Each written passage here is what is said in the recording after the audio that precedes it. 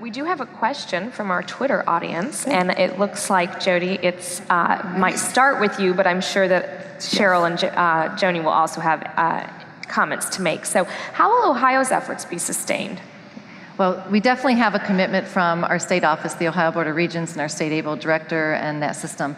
It is, again, part of our 10-year plan, strategic plan, to advance more of our students on through the higher education system and to obtain more certificates and degrees. So we are offering more PD through our state conference and at regional and local levels. We have been videotaping several of our teachers, our NCA teachers in the classroom, with the integrated curriculum so that we can use that in other alternative PD methods. So we're in the process of looking at development of alternative PD, both as face-to-face, webinars, and self-directed. And we have compiled all of the lesson plans that have been created, the curriculum guide, and other resources, including Ohio resources, and put that all on a flash drive that will be distributed to all of our ABLE programs across the state. So we're committed to moving in a larger scale and hopefully get to the point where Joni is in Texas. And Right. Joni? Well, I think that it's important what you're doing is to get it to every teacher. And I think that probably one of the key things that I hear from our professional development consortium in Texas, our great centers, is that you have to sustain it over time. You have to do follow-up with your teachers. You have to allow them to reflect, to tell you what's not working and what is working. So if I can offer anything to how this effort can be sustained, it's to keep the teachers active. That's where the rubber meets the road. Okay. Great. Okay, it looks like we have another question that's just come in from our Twitter. How has the ICA curriculum fit Texas's need for adult career pathways, and a little bit perhaps about the state's demographics and how that's been? Well, the majority of our students are ESL students, and they need to work. And so I think that the career planning for them, they've been left out. Over time. We've hit this, about 96% of our students are below an 8th grade level, and the majority of those students, probably I would say 70%, are below a 4th grade level. Our ESL population is just huge. So we needed something that matched those demographics to the level that they were included. This is not a separate population. I've had teachers and local program directors tell me that when an ESL student signs up, they tell them immediately, here's where you can go. You can get your GED if that's what makes sense for you. You can get a job. You can go to college. In other words, they're thinking these things and have been thinking these things through our goal-setting course since, this is how we do business. We don't look at them as a separate population. We look at them as one population with everybody with the same goals. So this curriculum, when in the title, it is integrating career awareness into the ESOL and the ABE classroom. We're already doing things for ASE, supposedly, through all of our other efforts. So this really brought the demographics together and made it one population. Great. Any similar? And that we have a fairly large ESOL population too, and that's one of the things that the teachers, I think, again, were really surprised with, is that it was a curriculum that worked for both populations. It really does. They felt there was very little changes or updates that they had to do, which was really more to the needs of their classroom to make this curriculum fit. Great. We do have another question that's just come in from the audience, and Jody, for the sake of just term definition, can you tell us what ABLE stands for before I read the question? Sure. I know, and I know in most states it's ABE. In Ohio, we are the Ohio Adult Basic and Literacy Education. Okay, great. Thank you. So the question is, what has the Ohio ABLE done to support this and other career pathway initiatives? Okay. Right now, this has not gone large scale in Ohio. The biggest support we've had is in terms of what's going to happen in the terms of the money supporting the current teachers who were involved in the NCA project, which was, we did provide some incentive funds to those programs so they could support their teachers in the professional development elements as well as in the curriculum and lesson plan developing. And we have continued to support those teachers as they've developed additional lessons and as they are helping us in the process of creating and developing our professional development plan for the state. In terms of other career pathway initiatives, we have we've been involved with transitions for several years. We've had several incentive grants that have connected our ABLE programs with the higher ed institutions. We've had grants for our adult workforce educational institutions and ABE partnerships, for our community college partnerships and ABE partnerships. And those were usually incentive grants that built those partnerships and started a bridge. So there's several bridge programs that have started. Many of those are in the health field, some of those are in the manufacturing field. But we have some really successful pieces there that are ongoing, and they've done some great job at developing contextualized curriculum around those content areas. And I know that the state will continue to support those, but I think that it's been, the biggest thing is it's really helped build that partnership with us bridging under the Ohio Board of Regents. Mm-hmm. Those grants were really important for us to get to know each of the different agencies and how we could really assist each other, and I think to make that transition for our students more seamless. Mm-hmm. Mm-hmm. Great. Another question did just come in from Twitter. Is there a need for more career awareness materials for all levels of ESL? And what role can publishers play? I'm going to see who wants to take on the first half of that question. I think, Cheryl, you might be able to speak to that. I think that there is a need for more high quality materials in adult education in a lot of areas, including adult education and including all levels of ESL. I think that when we look at the whole concept of career pathways as a field, we have probably made more advances at the intermediate and upper levels of not only ABE but ESL in terms of how we construct bridge programs and how we do integrated education and training, co-teaching models, IBEST-like models. But I think that the burning question on the minds of a lot of people are, what does this mean for our folks at our lower levels? What does career awareness look like for people who are reading at the 4th grade level or at new immigrants who have very beginning levels, beginning ESL levels? And so I think that any materials that could provide help to teachers in trying to structure those kinds of models is very important. Mm-hmm. Wouldn't you agree? I agree. I think that publishers come out with some very good materials. I think that the extended practice that's written into a lot of the materials that are already in existence are very, very helpful. Maybe publishers could take existing materials and put out addendums that could help people line those up with career planning. And I would just add that not to confuse the issue of materials and curriculum. Sure. We need curriculum, and we need good materials for curriculum. Right. But it kind of adds to one of the challenges I think we had when you talk about the lower level ESOL, and we talk about some of those system pieces. We did find that, for the software pieces, for user, the readability level and the technical assistance that was needed for those lower level students in order to access those job sites and the career information sites, we found that to be a challenge for a lot of our students. Mm-hmm. Yeah, and the Designing Instruction for Career Awareness project that is funded by OVE, a significant portion of that investment is intended to cull resources from the field, high quality resources that are then housed on our resource center on the website.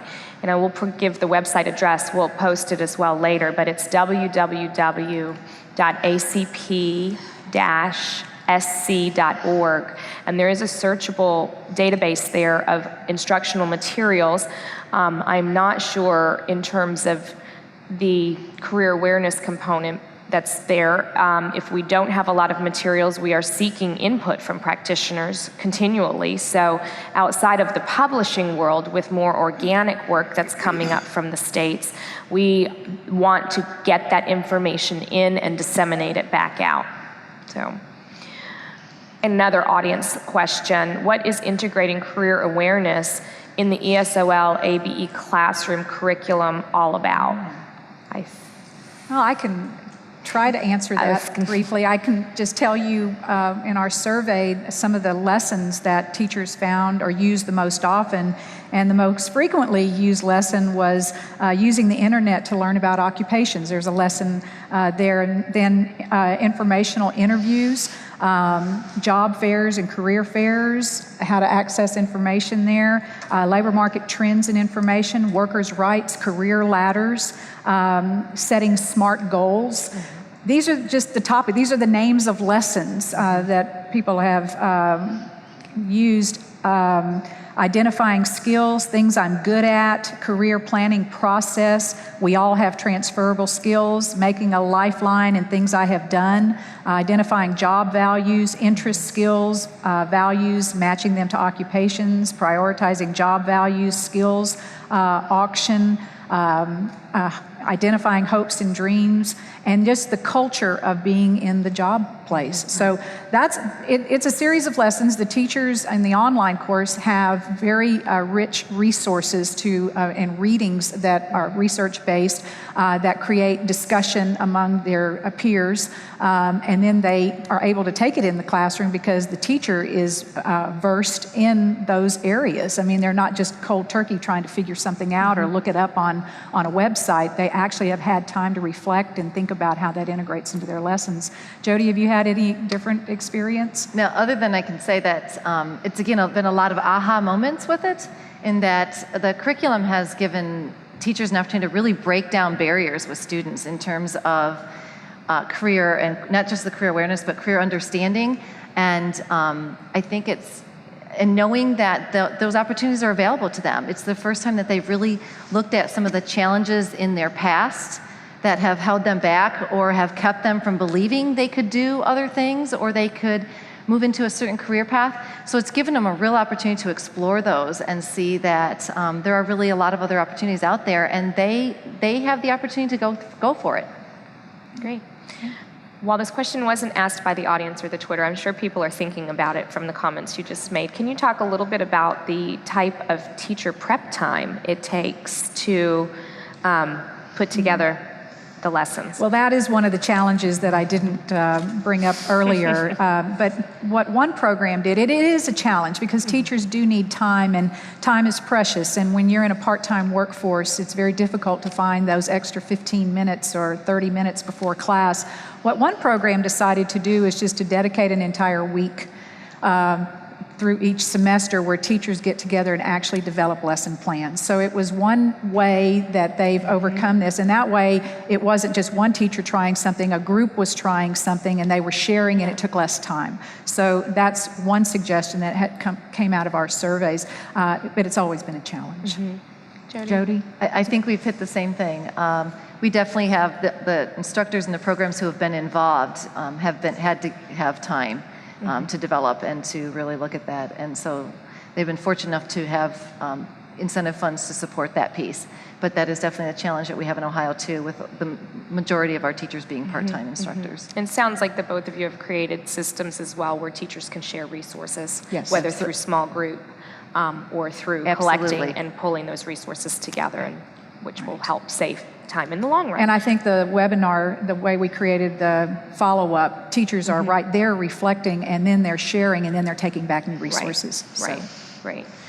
Cheryl, we've definitely got a question for you. Yes, I can see that. We've just received a question that the question is there a vision for how career counseling might work better in WEA reauthorization? And that's a great question. If we ever have a WEA reauthorization. I've been the little aside story is my very first assignment when I came to the U.S. Department of Education in 2002 was to work on a WIA reauthorization proposal. So I have drawers full of them now, 10 years later. I think that, in terms of a vision for career counseling, I did touch on it briefly before, but I'd like to go back and talk about it again. The one-stop system is there to provide comprehensive employment services to individuals who are seeking to job seekers. That's one of their primary functions.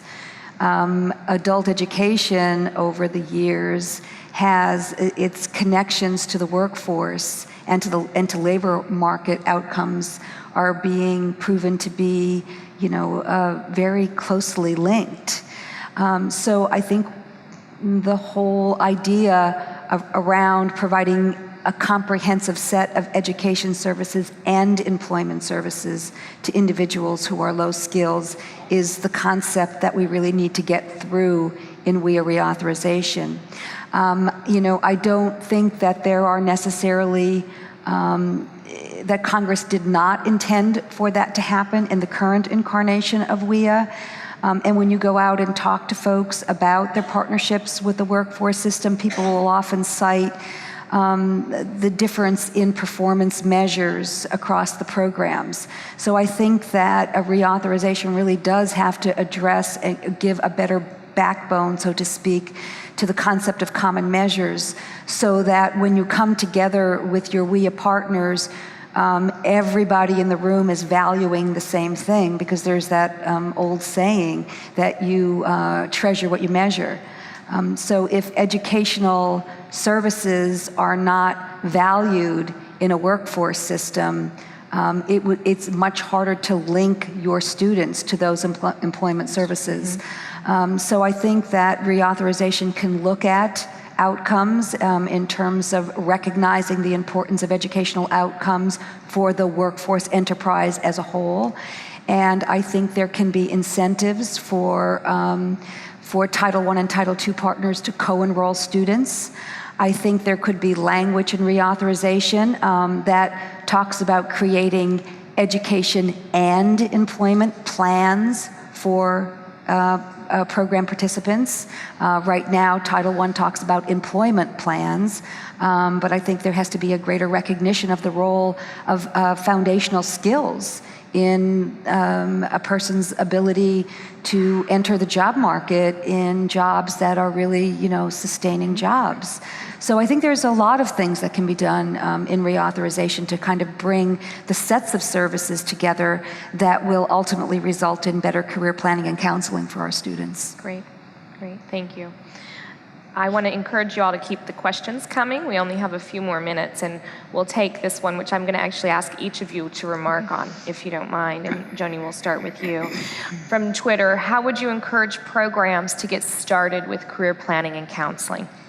Well, I think the important thing is to look at your demographics to see where you can have some immediate success. I think career counseling in the adult ed classroom, whatever form that can take, is very important at the levels where students are already, where they have to move forward into their career planning. In other words, it's imminent that they're going to get their GED and they need to move forward. So that's a good place to start, but I think you have to consider all of your teachers and all of your levels, and you have to look at the resources that are out there. There's a plethora of resources from Links and from Kratos and the projects where you've learned so much, that states who have piloted different things.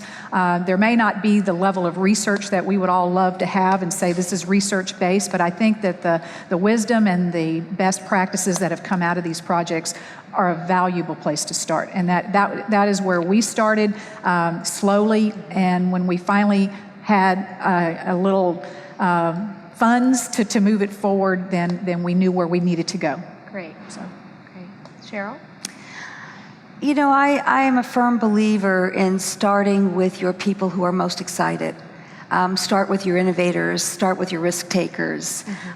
Get them really engaged and jazzed in the concept of integrating career planning and counseling into your programs. And if anything could help to scale efforts throughout a program. It's having a set of teachers that people respect and look to for leadership be engaged with something exciting. And there will be another whole set of teachers behind them who are just watching to make sure their classrooms didn't blow up, and and then kind of jump in with it. I think that there is an incredibly important role for instructional leadership. And instructional leadership in our adult education programs across the country take many different shapes and forms, and sometimes it's the local program director who's the instructional leader, the natural person for that. Sometimes it's the educational coordinator or similar roles. But you need a person who says from an instructional standpoint that this is doable and that this is important, and that person needs to be able to provide support to the first wave of innovators and risk takers. So I would say, it's kind of the whole theory of how change happens. Be familiar with change theory and fall back on those basic principles of it, whether it's for career planning and counseling or other reforms that you're engaging in your local programs. And I'm going to ditto what Cheryl said, because that is where we started. We're still at the regional level, but we took programs who wanted to be involved, and we took instructors who were passionate about this. And that passion is what we have seen throughout the entire project, and that passion is still moving forward and what's moving our project forward, because they're excited about sharing it and training others and developing lessons. And it was just as important for us, for the instructional level, as well as what Cheryl said, to have the instructional leader. We really looked at our program administrators too, because we knew it had to be both. We had to have both of them on board in order for it to be really successful and for us to continue to move forward. Again, another starting place is obviously the ICA curriculum. It's free, it's out there, it's available. The ACP website, the link sites, there's a ton of information there.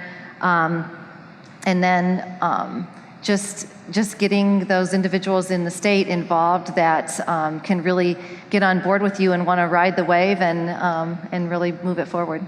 Great. We have a final wrap-up question. I think it's actually a nice little wrap-up question because it always comes back to what do we know about what's working.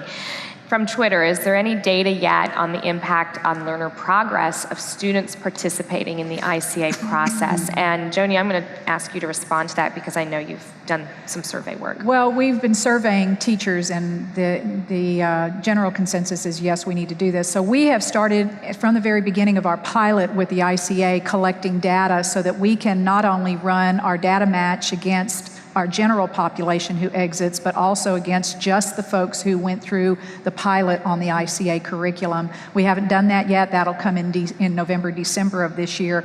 So the jury's still out on it, but just the learner response has been that this is helpful. At first, like I said, they didn't want to do it, but now they are beginning to respond, and I don't think they know. It's sort of like a spoonful of sugar helps the medicine go down. Well, we know they need career planning, and sort of, and we're not hiding it from them, but it has become a natural part of Sure. instruction. So we will have some basic results, at least in our state, of how those students did. Great, and you'll be willing to share those Sure. when they come out. Wonderful. Jody, what about you? We are collecting data, but at this phase, I would tell you that we don't have any of those end results. Mm-hmm. The biggest piece of data we have is teacher feedback, and we have surveyed our teachers and met with our teachers, and they will say that they believe it has increased their retention, that the students, they have a plan, and they feel that they feel like there's a purpose there, and there's a purpose to what they're learning, and they are able to connect that to an outcome. And so they believe that those projects and those classes that have involved the ICA curriculum from the start has kept the students in class. Great. Cheryl, is there anything at the national level? I don't believe there is. Well, I can't speak specifically to the ICA process, but I can speak a little bit more generally to the whole concept of career pathways, because I think that there is a lot of interest right now in studying the efficacy of career pathway approaches, of which career planning and counseling is an important component.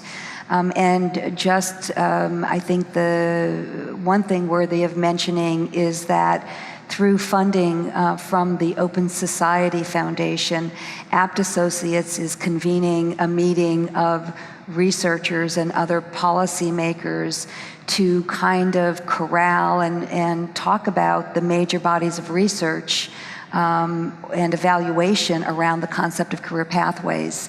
And that should be happening over the summer months, and I think that there might be some insights that are important for us as adult educators to know about. Great. One thing that I'd just like to add is in our state, because of the pilot, our Title I partners are, and our investment board is interested in looking at a more granular level of the services that these students are now getting at the one-stop center that we've not been measuring before. So we'll have some, hopefully, feedback about other services besides just did they get a job, did they keep a job, did they get a GED, did they go to college, but more granular. Great. And so that's one of our goals. Wonderful. Great.